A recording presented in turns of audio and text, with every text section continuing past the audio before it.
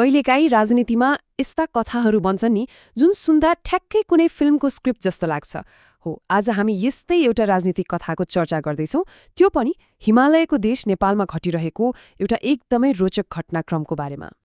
हो, र आजको हाम्रो पूरै चर्चाको केन्द्रबिन्दु नै यही हो। एउटा वास्तविक जिउँदो जाग्दो राजनीतिज्ञलाई किन एउटा चर्चित फिल्मको हिरोसँग बारम्बार तुलना गरिन्छ? आखिर के छ त बालेन शाहमा जसले मान्छेहरूलाई फिल्मको पात्रको याद दिलाउँछ? आउनुहोस् यसैलाई खोज्ने प्रयास गरौँ।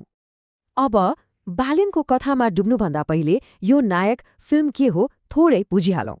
यो एउटा यस्तो फिल्म हो जहाँ एक पत्रकारले एक भ्रष्ट नेतालाई चुनौती दिन्छ र एक दिनको लागि मुख्यमन्त्री बन्छ, अनि त्यो एक दिनमा उसले यस्तो काम गर्छ कि पुरै सिस्टमै हल्लिन्छ। हो, यही फिल्मको आइडियाले नै बालेन शाहको यात्रालाई बुझ्न हामीलाई एउटा गजबको आधार दिन्छ।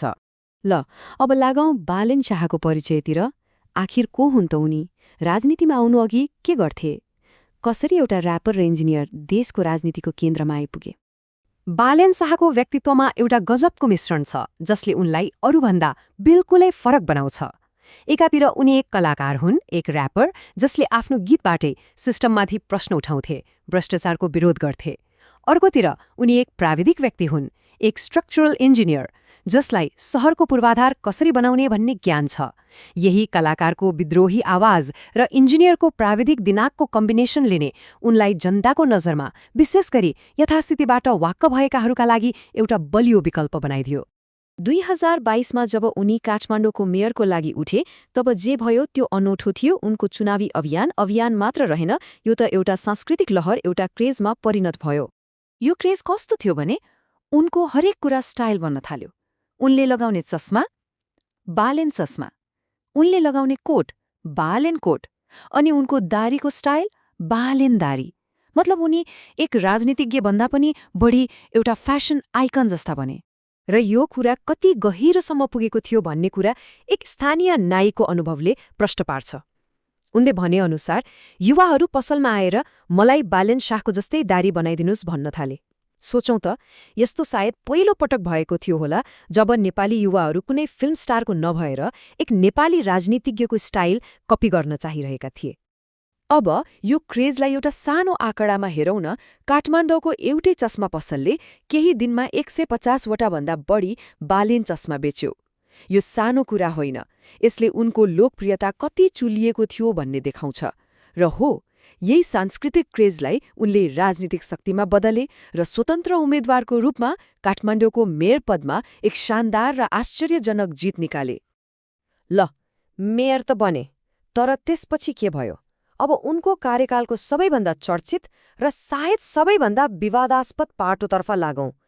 मेयर बने लगत्तै उनले आफूलाई एउटा डिस्रप्टिभ फोर्स, अर्थात् पुरानो तरिकालाई भत्काउने शक्तिको रूपमा स्थापित गरे। उनको सबैभन्दा चर्चित कदम के थियो? डोजर, अवैध रूपमा बनेका संरचनाहरू भत्काउने र पार्किङको लागि छुट्याइएको ठाउँ खाली गराउने अभियान। यो कामको लागि उनले वाहवाही पनि धेरै पाए, किनभने वर्षौंदेखि मिचिएको सार्वजनिक ठाउँ फिर्ता आउँदै थियो। तर अर्कोतिर उनको तरिकामाथि गम्भीर प्रश्नहरू पनि उठे। बिना सूचना, बिना प्रक्रिया, साना व्यापारीहरूलाई असर पर्ने गरी काम भयो भनेर चर्को आलोचना पनि भयो।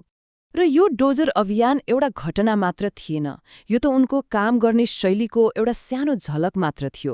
उनले स्थापित शक्तिहरूसँग सिधै टक्कर लिने बाटो रोजे। कहिले केन्द्र सरकार बसेको सिंहदरबारकै फोहोर नउठाएर होस्, वा एउटा फिल्मको सानो संवादलाई लिएर पुरै भारतीय फिल्ममाथि नै प्रतिबन्ध लगाएर उनका हरेक निर्णय निकै चर्चामा रहे र टक्राउपूर्ण पनि। र उनको यो अडान उनको आफ्नै शब्दमा झल्किन्छ। जब अदालतले फिल्ममाथिको प्रतिबन्ध हटाउन आदेश दियो, उनले भने, जहाँ देशको सार्वभौमिकताको कुरा आउँछ त्यहाँ म कुनै कानून वा अदालत मान्दिन। यो भनाइले उनको राजनीतिक शैलीलाई छर्लङ्ग पार्छ। उनी कुनै पनि संस्थालाई चुनौती दिन पछि हट्दैनन् जब उनलाई लाग्छ कि यो देशको हितमा छ। अहिलेसम्म उनी काठमाडौँका मेयर थिए, तर केही यस्ता राष्ट्रिय घटनाहरू भए जसले बालेन शाहलाई काठमाडौँको मेयरबाट उठाएर सिधै राष्ट्रिय राजनीतिको केन्द्रमा पुर्याइदियो। कथाले एउटा नाटकीय मोड लियो 2025मा, जब देशभरका युवाहरू, जसलाई जेन जी पनि भनिन्छ, भ्रष्टाचार र सरकारले सोसियल मिडियामा लगाएको प्रतिबन्धको विरुद्धमा सडकमा उत्रिए। हो, त्यो विशाल आन्दोलनको सबैभन्दा ठूलो र प्रखर आवाज बने बालन शाह।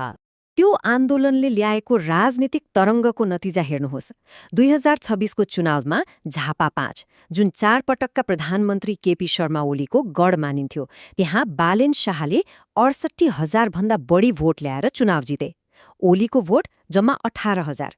यो जीत मात्र थिएन, यो त एउटा राजनीतिक भूकम्प थियो। र बुझ्नुपर्ने कुरा के छ भने यो जित बालेन शाहको मात्रै थिएन, यो उनको पार्टी राष्ट्रिय स्वतन्त्र पार्टी र रासपाको जित थियो, जुन बनेको 4 वर्ष पनि भएको थिएन। यो नतिजाले नेपालको राजनैतिक नक्सा नै बदलिदियो र एउटा स्पष्ट सन्देश दियो, जनता अब पुराना दलहरूको विकल्प खोजिरहेका छन्। सत्तामा आएपछि उनीहरूले पर्खिएनन्, तुरुन्तै शासन सुधारका 100 खाका भनेर आफ्नो योजना अगाडि सारे। उनीहरूको पहिलो कदम के थियो? 25 जनाको मन्त्रीमण्डललाई घटाएर 17 मा झार्ने, सरकारी कामको लागि 3 तहभन्दा बढी धाउनु नपर्ने बनाउने, काम नलाग्ने दर्जनौं सरकारी समितिहरू खारेज गर्ने र सरकारी कर्मचारीहरूलाई कुनै पनि पार्टीको ट्रेड युनियनमा लाग्न प्रतिबन्ध लगाउने। यी सबै कदमले के देखाउँछ भने उनीहरू पुरानो भद्दा सिस्टमलाई जरैदेखि बदल्न चाहन्छन्। यति छिटो, यति नाटकीय रूपमा भएको यो उदयले अब एउटा निकै महत्त्वपूर्ण प्रश्न खडा गरेको छ। के एउटा डिसरप्टर, एउटा सिस्टम भत्काउने व्यक्तिले पुरै देश चलाउन सक्छ त? उनको समर्थनको आधार के हो त? एउटा ठूलो कारण हो नेपालको जनसङ्ख्या। नेपालको कुल जनसङ्ख्याको करिब 40% 35 वर्षभन्दा कम उमेरका छन्। यो भनेको एउटा विशाल युवा शक्ति हो जो परिवर्तन चाहन्छ र उनीहरूले बालेनमा त्यो परिवर्तनको आशा देखेका छन्, त्यसैले उनीमाथि अपेक्षा पनि त्यत्तिकै ठूलो छ। र सायद यहीँनिर आएर उनको कथाको सबैभन्दा ठूलो चुनौती सुरु हुन्छ। एकतिर उनले दिएका प्रतिज्ञाहरू छन्, निर्णायक काम गर्ने, भ्रष्टाचार हटाउने र राजनीतिलाई नयाँ तरिकाले गर्ने। तर अर्कोतिर त्यही प्रतिज्ञा पूरा गर्न अप्नाइने तरिकामा खतरा पनि छ, जस्तै बलजबस्ती गर्ने, अदालतलाई नमान्ने र सबै कुरा एउटै व्यक्तिमा केन्द्रित हुने जोखिम हो। यही प्रतिज्ञा र खतराको बीचमा सन्तुलन मिलाउनु नै उनको सबैभन्दा ठूलो परीक्षा हुनेछ। अन्तमा हामी त्यही प्रश्नमा फर्क्यौं जहाँबाट सुरु गरेका थियौं। के एउटा वास्तविक जीवनको नायकले साँच्चै देश सुधार्न सक्छ त? के यो फिल्मी कथाको अन्त्य पनि सुखद होला? यसको जवाफ त अब आउने समयले नै बताउँला।